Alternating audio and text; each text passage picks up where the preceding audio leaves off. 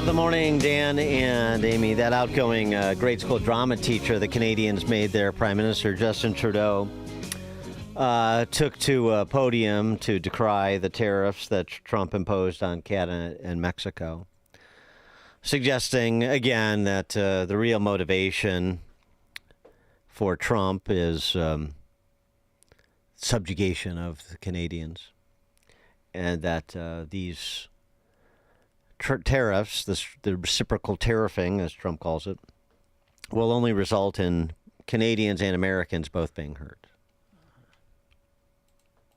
So we actually have to fold back on the one thing he has said repeatedly, that what he wants is to see a total collapse of the Canadian economy,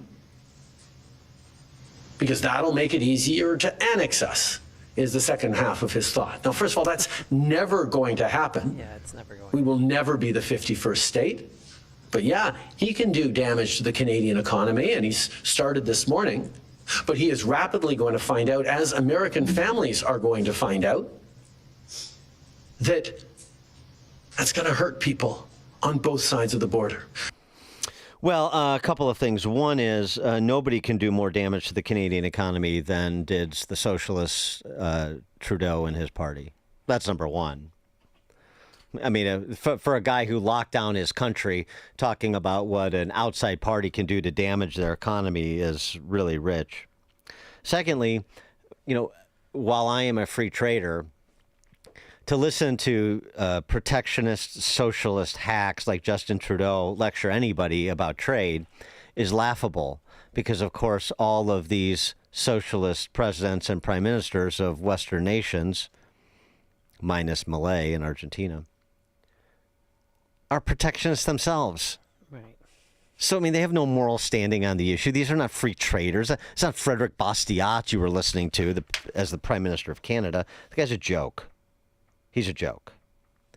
And, by the way, to the extent that people think that Trump is ideological rather than pragmatic, you already had his Commerce Secretary yesterday, Howard Lutnick, on with Larry Kudlow, talking about conversations that were instigated by the much anticipated implementation of these tariffs to suggest that there may be a compromise that alleviates these tariff impositions right quick. He's going to come out today angry that Americans are still being killed. Now, both the Mexicans and the Canadians were on the phone with me all day today trying to show that they'll do better. And the president's listening because, he's very, very fair and very reasonable. So I think he's going to work something out with them. It's not going to be a pause, none of that pause stuff.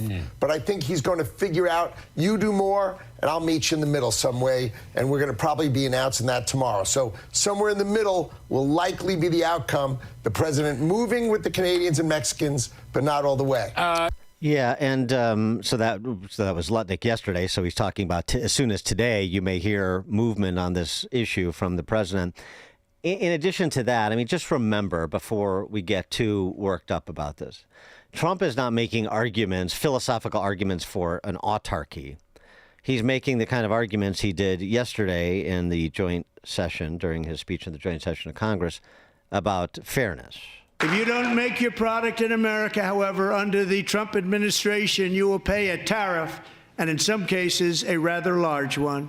Other countries have used tariffs against us for decades, and now it's our turn to start using them against those other countries. On average, the European Union, China, Brazil, India, Mexico, and Canada, have you heard of them? And countless other nations charge us tremendously higher tariffs than we charge them. It's very unfair. India charges us auto tariffs higher than 100%. China's average tariff on our products is twice what we charge them. And South Korea's average tariff is 4 times higher. Think of that, 4 times higher. And we give so much help militarily and in so many other ways to South Korea, but that's what happens. This is happening by friend and foe. This system is not fair to the United States and never was, and so on April 2nd, I wanted to make it April 1st, but I didn't want to be accused of April Fool's Day. That's not just one day was cost us a lot of money. But we're going to do it in April. I'm a very superstitious person. April 2nd, reciprocal tariffs kick in. And whatever they tariff us, other countries, we will tariff them. That's reciprocal, back and forth. Whatever they tax us, we will tax them. There is an argument to be made to be preemptively free trade, and I can make it, but that's not really the point at this stage. The point is the argument Trump is making and what room it provides for us to get to a better place where trade barriers are reduced across the board, opening markets and making markets more attractive, foreign markets more attractive for U.S. producers, as well as reducing the overall price for everyday goods to U.S. consumers. For more on this, pleased to be joined by our friend Scott the Cow Guy Shellady, market specialist for Market Day Report, 10:30 to 1. And also the host of the Cow Guy Close, 1 to 1:30 Chicago time, both at RFD-TV. Scott, the Cow Guy, thanks for joining us. Appreciate it. Good morning. So, the Wall Street Journal editorial page and some of the other usual suspects offering their customary denunciation of Trump's mercantilist tendencies and trotting out CEOs who say the price of smart TVs is going to go up and the price of beer is going to go up and so on and so forth. But now that we're at this place where we knew we were going, so I don't know why people are feigning surprise. I know. What do you say about what the president had to say yesterday, including what his Commerce Secretary had to say about, there was already discussions to move us away from this precipice of a trade war? Look, I don't know. I listened to what you had to say, and I agree. Nobody really likes the tumult that this causes with these tariffs. But the other side of that coin is, Dan, is that you have to then say, okay, I'm happy with the status quo. Let them continue to rip us off, and just as long as our stock market doesn't tank. Right. I mean, that's what I can't stand about it. So what you want to say is let China continue to take $500 billion to $1 trillion worth of our intellectual property rights every year because you don't want your 401k to be hurt. I mean, there is going to be a day, if he does this right, where we can have strong trading partners that treat us fair, and we have a strong stock market that's not built on, Jay Powell and this Fed put, the market's never going to go down again because I'm not going to let it. So the way I see it is that it's almost like the Ukraine-Russia war. Okay, what's your idea? Yeah. Because what's happening now is unacceptable. So, give me another option, because right now he's saying, I know people that know Trump, and they say fundamentally he is a fair person. He's not trying to rip anybody off. He just feels like we're getting ripped off. And the guy, for a guy born on Flag Day in America, I get that. So I think America's behind him on this. I don't think that they're angry. Yeah, it sucked that we had to pay 9.1% CPI. The inflation was crazy under Biden, but that was dumb inflation. This we might get something out of down the road, and it might not last that long, i.e., I was shocked when I went home and saw that tweet from Commerce Secretary Lutnick that there may already be some movement after one day. So I told people yesterday, everybody was running around with their hair on fire. Give it 8 weeks, You might find out in 3 weeks that we've solved the Russia-Ukraine war. You might see that a lot of these tariffs have settled down. Maybe some people have come in tow and done the right thing when it comes to fentanyl and migration. And all of a sudden you're going to go, you know what? Maybe this isn't that bad. Maybe this is. And by the way, there's a long supply chain, which we all learned about 4 years ago, right? Sometimes, like the Chipotle CEO said, they start to suck up a little bit of that price rise along the way. So by the time it does reach the consumer at Walmart or Target, they're not paying 25% more for anything, maybe slightly more, but everybody takes a little bit along the way, so it's not that big of a deal. So I'm willing to give the guy a shot, because status quo ain't cutting it. Well, I had a friend yesterday, a Republican who loves Trump. She's very worried. She said, my car's about to break down. She's like, I think I'm going to have to buy a car tomorrow before car prices go up $4,000 a vehicle, because that's what the left is telling us. So is that an exaggeration or a lie? It depends what she buys. Well, that number one. Right. That's also the false narrative, right? Because you have tariffs can be inflationary if there's no other option, okay? So if you walk into Walmart and you've got an option of 10 things to buy, 2 of them have been tariffs, you're going to buy one of the other 8, right? So there may be a car that doesn't go up in price because it's not tariffs. So this is what they don't tell you when you watch the mainstream media. Yeah, there can be some price rises on some of the things that get tariffs, but not everything gets tariffed. If there's a lookalike option that does the same thing and it's similar, that's not tariffed, that will get bought. And usually, I think Donald Trump's going to think that's going to be the American product. What about crude oil? 60% of our crude oil comes from Canada. Power, Ontario, Canada powers up part of Detroit, Michigan, and that could be in peril too. We get 6.5 million barrels a day of crude. I mean, from Canada and Mexico combined. I mean, that's replaceable, and frankly, they need us to import their crude more than we need to import it. And by the way, just as this is a perfect segue, because I want you to weigh in on this too, Scott. One of the things that Trump said in terms of making America affordable again was unleashing the energy sector that was governed by the previous administration. Take a listen. Among my very highest priorities is to rescue our economy and get dramatic and immediate relief to working families. As you know, we inherited from the last administration an economic catastrophe and an inflation nightmare.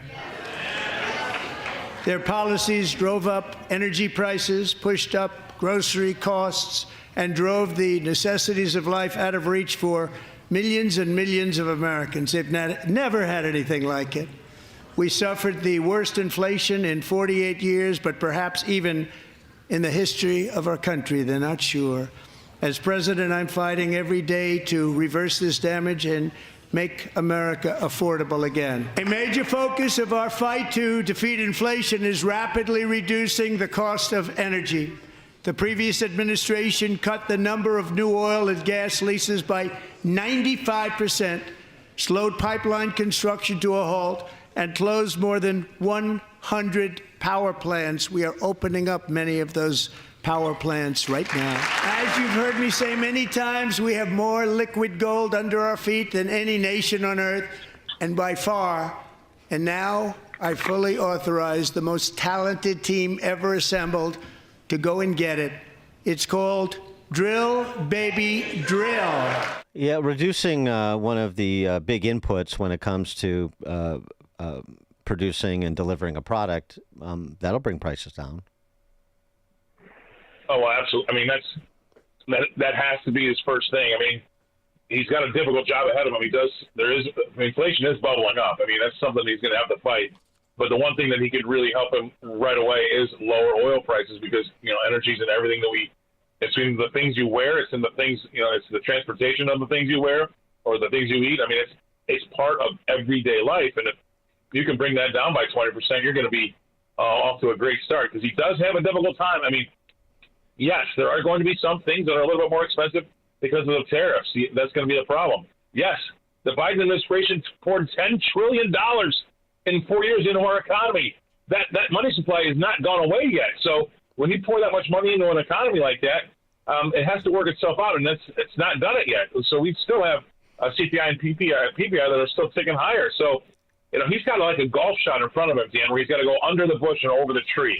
And I think that's going to be pretty hard, but he can do it because, if he gets Doge on board, I mean, think about it, though. Doge is going to be pulling money out of the system, too, right? They're going to be slowing down money supply. Well, that's deflationary. That's going to slow the economy down.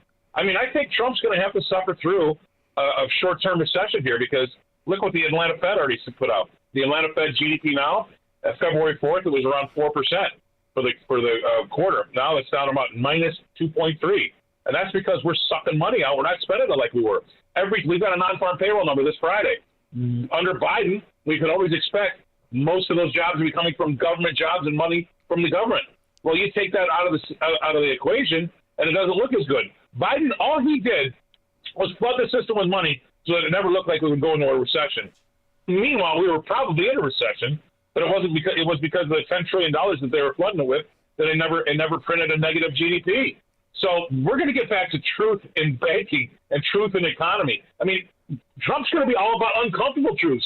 We have to have a come to Jesus and say, we can't keep doing this because A, we're broke, and B, it's just not sound economics.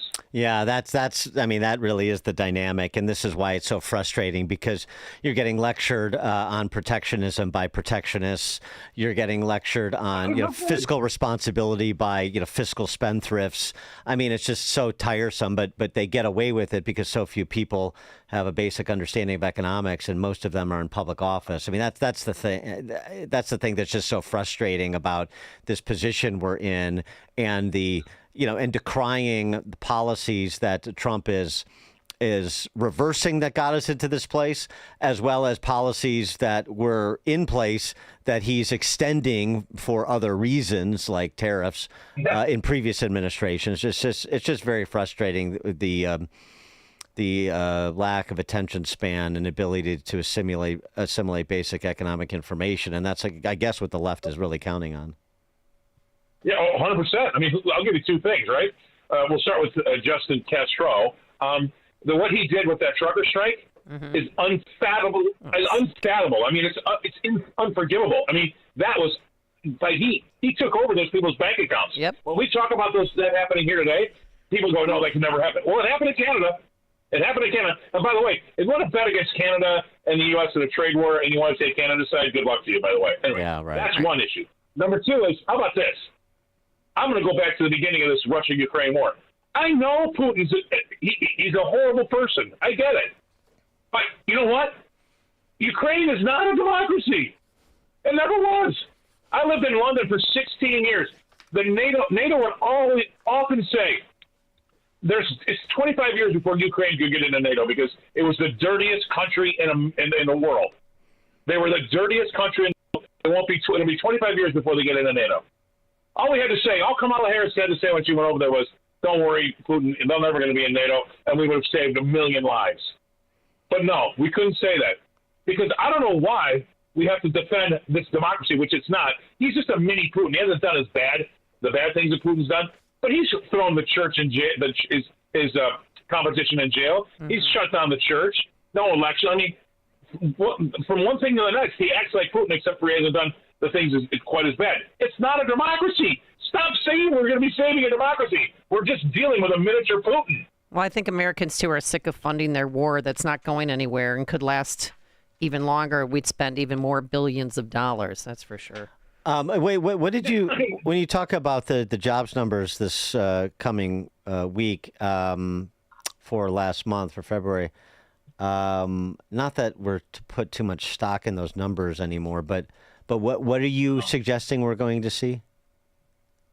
Well, I'm saying that when you stop the spending that the government was doing, the government was hiring all these people. Look what we found out with USAID. All the money that we were building up and hiring.